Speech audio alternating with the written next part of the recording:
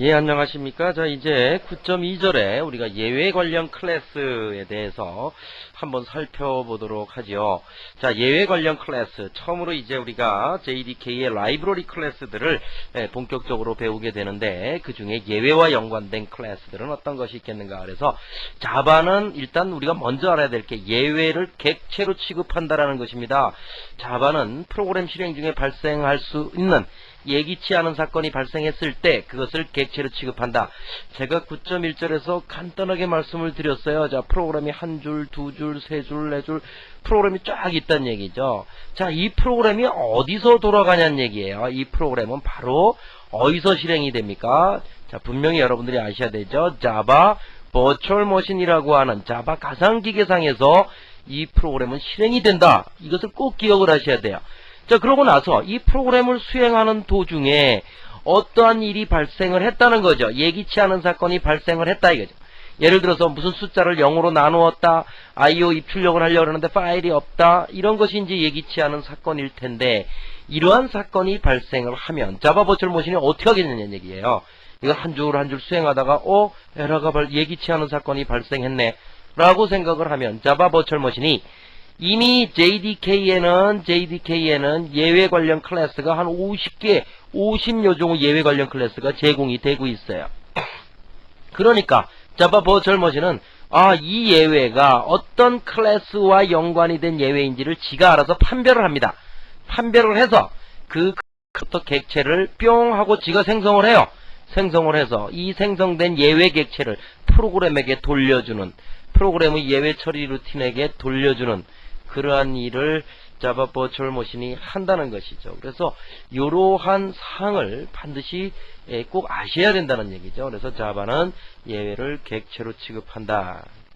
자, 그 다음에 예외 관련 클래스를 자바에서는 java.language라고 하는 패키지에서 예외 관련 클래스를 제공을 하고 있어요. 뭐 특별히 예외들만 모아서 뭐 java.exception, .star 뭐 이렇게 해서 패키지를 제공하는 것이 아니고 language라고 하는 패키지에서 예외 관련 클래스를 제공을 하고 있고, 자, 그러한 예외 관련 클래스를 볼까요? 자, 제가 슬라이드에는 표시를 안 했습니다. 자, 책의 몇 페이지입니까? 204페이지.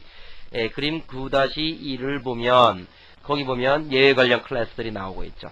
자, 가장 위에 있는 클래스가 뭐예요? 지금 계층 구조를 옆으로 그려놨죠. 가장 위에 있는 건 역시 오브젝트예요. 오브젝트라고 하는 클래스는 java.language.object라고 하는 클래스인데, 이 클래스는 모든 자바 프로그램의 최상위 클래스예요. 그죠? 모든 자바 프로그램의 최상위 클래스가 오브젝트 클래스이고, 그 밑에 스로우블이라고 하는 클래스가 있어요. 스로우블, 그죠? 그 클래스 밑에는 전부 다 예외 관련 클래스들이 나오고 있어요. 스로우블 밑에 에라 클래스, 에라 밑에 익셉션 클래스가 있고요. 에라 밑에 보면 링케지 에라, 스레드 데스, 버추얼 머신 에라, 이건 어떤 하드웨어적인 에라예요. 예를 들어서 하드디스크가 깨졌다든지 뭐 이런 에라들이 여기에 속하는 것일 테고, 그 다음에 익셉션 클래스 밑에 보면 런타임 익셉션 클래스가 있어요. 실행 시간에 발생할 수 있는 예외들.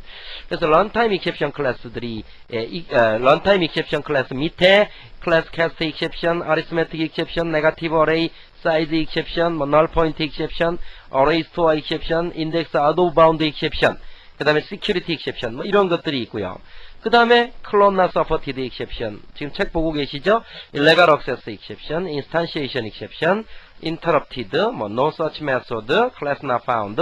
그 다음에 제일 밑에 IO exception이 있고, IO exception 클래스 밑에 EOF exception, end of file exception이 있고요. 그 다음에 file not found exception이 있고, 그 다음에 interrupted IO exception, 이렇게 나누어져 있습니다. 그래서 예외 관련 클래스는 그림 9-1에 나온 것을 여러분들이 참조를 해보시면 되겠어요. 자, 그러면 자바 프로그램에서는 이러한 예외를 어떻게 처리해야 되느냐 하고 살펴보니까, 자, 여기 한번 읽어보죠. 자바 프로그램에서는 에러와 런타임 익셉션 클래스, 에러와 런타임 익셉션 클래스의 하위 클래스들을 제외한 모든 예외를 처리하기를 요구를 하고 있어요. 즉 에러 관련 클래스는 주로 뭐라 그랬어요? 하드웨어 관련 클래스죠. 하드웨어 관련 에러죠. 자, 하드디스크가 깨질 거를 대비해서 에러 루틴을 작성한다는 거는 이건 좀 문제가 있는 것이죠. 그래서 이런 것들은 이런 것들과 런타임 익셉션이 바로 이제 프로그램이 실행 중에 발생할 수 있는 뭐 0으로 나눈다든지 형변환이 잘못됐다든지 이런 에러들인데 이것도 역시 예외 처리를 요구하지는 않아요. 예외를 처리는 해도 되죠. 예외를 처리해도 되는데 자바가 공식적으로 요구하지 않는다. 공식적으로 요구하지 않는다는 의미는 컴파일 시간에 에러를 내지 않는다 이거야. 그죠? 예외를 처리하지 않아도 에러를 내지 않는다. 그렇지만 이것과 연관되지 않은 다른 익셉션, 다른 예외들이 발생할 가능성이 있는 문장들은 반드시 예외 처리를 해야 돼요. 그렇지 않으면 컴파일러가 에러를 내버려요. 그래서 여기 그 밑에 줄에 또 이렇게 이야기를 하죠. 일반적으로 에러와 런타임 익셉션 클래스들과 연관된 예외는 프로그램에서 처리하지 않는다. 그 이유는 예외를 처리하여 얻는 이득보다 예외를 처리하기 위한 노력이 너무 크기 때문에 예를 들어서 런타임 익셉션 밑에 아리스메틱 익셉션이라고 하는 예외가 있어요. 그죠? 아리스메틱 익셉션.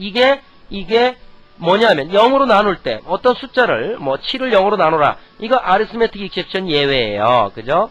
아리스메틱 익셉션 예외인데 이런 예외는 처리를 요구하지 않아요. 만약에 처리를 반드시 요구한다면 우리는 어떤 수식을 쓸 때마다 a 나누기 b 뭐 요 위에서 b 값이 얼마가 됐든지 간에 b는 a 곱하기 27을 했고 b는 또 이렇게 계산이 됐다면 실제 b 값이 0이 될지 안 될지는 b 값이 a 나누기 b를 해봐야 b 값을 계산해봐야 하는 거거든요. 평가해봐야. 그러면 a를 b로 나눌 때마다 뭐를 해줘야 돼? 익셉션 처리 루틴을 작성해줘야 돼. 그렇게 되면 무슨 얘기예요? 결론은 프로그램을 짜는 시간보다 예외 처리를 하는 시간이 더 많이 걸리는 이러한 경우가 존재할 수 있기 때문에 이러한 예외는 처리하지 않아도 된다는 거예요.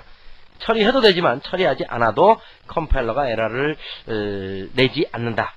자, 이렇게 우리가 이해를 하시면 되겠어요. 자, 또 넘어가 볼까요? 그러면 익셉션 클래스의 하위 클래스, 가장 중요한 클래스라고 보여지는데 익셉션 클래스의 하위 클래스들은 어떤 것이 있는가 하고 보니까 no such method exception이에요. 그래서 어떤 메소드가 존재하지 않아요. 어떤 객체 이름 점하고 메소드를 불렀는데 그 메소드가 없다는 얘기예요. 이럴 때 이러한 예외가 발생을 한다. 그 다음에 class not found exception, 클래스가 존재하지 않을 때, 그 다음에 clone not supported exception, 객체의 복제가 지원되지 않는 상황에서 객체의 복제를 시도할 때, illegal access exception, 클래스에 대한 부정적인 접근입니다. 이런 얘기. instantiation exception, 추상 클래스나 인터페이스로부터 객체를 생성하려 할 때. 자, 추상 클래스나 인터페이스로부터는 객체를 생성할 수가 없죠? 추상 클래스는 왜 없어요? abstract 메소드가 있으니까. 추상 메소드가 있는데 추상 메소드는 뭐밖에 없어요? 선언 부분밖에 없는데 이것으로부터 객체를 뿅 생성하면 그 메소드 수행이라 그러면 어떻게 할 건데? 그러니까 객체를 생성 못해요. 인터페이스 역시 상수와 메소드 선언 부분만 있는 거니까 생성 못하죠. 만약에 이러한 추상 클래스나 인터페이스로부터 객체를 생성을 하려 한다면 인스탄시에이션 익셉션 예외가 발생을 하더라. 인터럽티드 익셉션, 스레드가 인터럽트 되어서 중단되었을 때 이러한 예외가 발생을 합니다. 그 다음에 이제 런타임 익셉션이 실행시간 예외예요. 그죠? 실행시간에 어떤 에러가 발생할 때. 그럼 런타임 익셉션 밑에 있는 예외 클래스들은 어떤 것이 있는가 하고 보니까 아리스메틱 익셉션, 0으로 나누는 등의 어떤 산술적인 예외, 그 다음에 네거티브 어레이 사이즈 익셉션, 배열의 크기를 지정할 때, 음수를 사용할 때, 그죠? 음수를 사용할 때, 널 포인트, 널 객체의 메소드나 멤버 변수에 접근할 때, 그 다음에 인덱스 아웃 오브 바운드 익셉션이 뭐예요? 인덱스 아웃 오브 바운드 익셉션. 이것은 배열이나 스트링의 범위를 벗어난 접근. 그죠? 배열이나 스트링. 배열의 범위가, 배열이 요소가 2개까지 밖에 없는데 2까지, 즉 0, 1, 2, 3개의 요소를 가지고 있는데 네 번째 요소에 접근해라. 이거 에러죠. 그죠? 이거 에러다 한다는 거죠. 이런 에러를 우리는 인덱스 아웃 오브 바운드 익셉션. 요 밑에, 요 클래스 밑에 책에는 이제 가로로 표현을 했지만 또 요 하위 클래스가 있어요. 어레이 인덱스 아웃 오브 바운드 익셉션. 배열의 크기를 벗어날 때, 스트링 인덱스 아웃 오브 바운드 익셉션. 어떤 문자열의 크기를 벗어날 때 그래서 이렇게 두 개로 나누어져 있어요. 그죠? 두 개로 나누어져 있어요. 여러분들은 이러한 클래스를 뭐 외울 이유는 없고요. 다만 이러한 것과 연관된 클래스들이 있다는 것만 아시면 되는 거죠. 나중에 이러한 클래스를 쓸 때는 책을 찾아보고 쓰면 되니까. 그렇죠? 자, security exception이라는 것이 있죠. 주로 보안과 연관된 것인데, 보안을 이유로, 어떤 보안을 이유로 메소드를 수행할 수 없을 때, 자, 자바 언어는 이제 여러 가지 형태로 언어가 쓰이기 때문에 보안 문제를 굉장히 까다롭게 다루고 있는 언어 중에 하나입니다.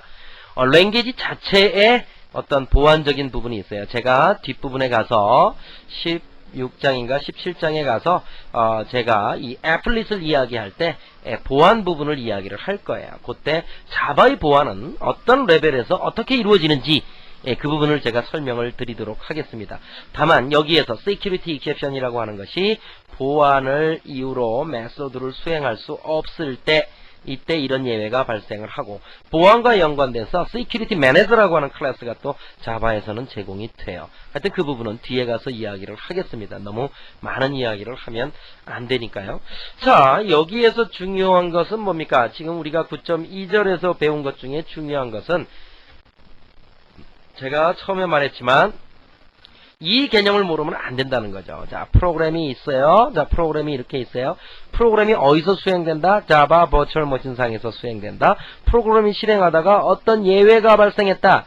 그러면 예외가 발생했으면 자바는 예외를 객체로 취급한다 그랬는데, 자바 버추얼 머신이 그 예외와 연관된 가장 근접한 클래스들이 있을 거예요. 그죠? 아까 0으로 나눴을 때 발생하는 클래스, 예외 클래스, 그 다음에 뭐, 어레이 범위를 벗어났을 때, 예외 클래스들이 여러 개 있죠. 이러한 클래스들을 자바 버추얼 머신은 다 알고 있죠. 그래서 지가 수행을 하다가 어떤 에러가 발생하면, 예외가 발생하면, 이러한 클래스로부터 뭐를 생성해야 돼요, 반드시? 객체를 생성을 해서, 그놈을 이 프로그램의 예외 루틴에게 준다는 거예요. 이 개념을 모르면 예외 처리를 이해할 수가 없어요. 자바 버추얼 머신이 그 클래스로부터 객체를 적당한 걸 생성해서 그 생성된 객체를 예외 처리 루틴에게 준다. 그러면 예외 처리 루틴은 이 객체를 받아들여서 그놈을 가지고, 그 객체가 가지고 있는 데이터를 가지고 처리를 한다. 그럼 이러한 클래스에는 뭐가 있겠느냐 이거죠. 이러한 클래스, 이미 JDK가 자바 버추얼 머신이 알고 있는 JDK의 예외 관련 클래스에는 뭐가 있느냐 이거죠. 예외 관련. 그게 이제 우리 그림 9-1에 나와 있는 이러한 클래스들이 있고, 그 중에 에러 클래스와 런타임 익셉션 클래스는 예외를 처리해도 되지만 처리하지 않는다. 그 이유는 그 예외를 처리를 하려면 프로그램 짜는 것보다는 예외 처리 루틴 작성하는데 너무 많은 노력이 들기 때문에, 그러면 이런 것은 예외 처리하지 않고 그냥 냅두고 실제 예외가 발생하면 어떻게 해요? 자바 버추얼 머신이 예외 객체를 발생시켜서 줘요. 주면 처리할 처리기가 없죠. 그러면 자바 버추얼 머신에게 묵시적인 예외 처리기, 디폴트 예외 처리기가 있어요. 그놈이 처리하는 거야. 그놈이 처리한 게 우리가 9.1절에서 예제로 봤죠. 그냥 프로그램 에러 내고 끝내는 거야. 그죠? 그렇지만 그걸 에러 내고 끝내지 않게 하기 위해서 예외 처리 루틴을 작성을 해서 집어넣을 수도 있지만, 그렇게 하려다 보면 프로그램은 100줄인데 예외 처리 루틴은 200줄, 300줄이 될 수가 있어요. 그렇기 때문에 그러한 부분들은 예외 처리를 하지 않아도 자바 컴파일러가 에러를 내지 않는다. 그렇지만 요 두 개의 예외 관련 클래스들과 연관된 요 클래스들을 제외하고는, 요 하위 클래스 포함해서 제외하고 나머지 클래스들과 연관된 것은 반드시 프로그램에서 예외를 처리해야 된다.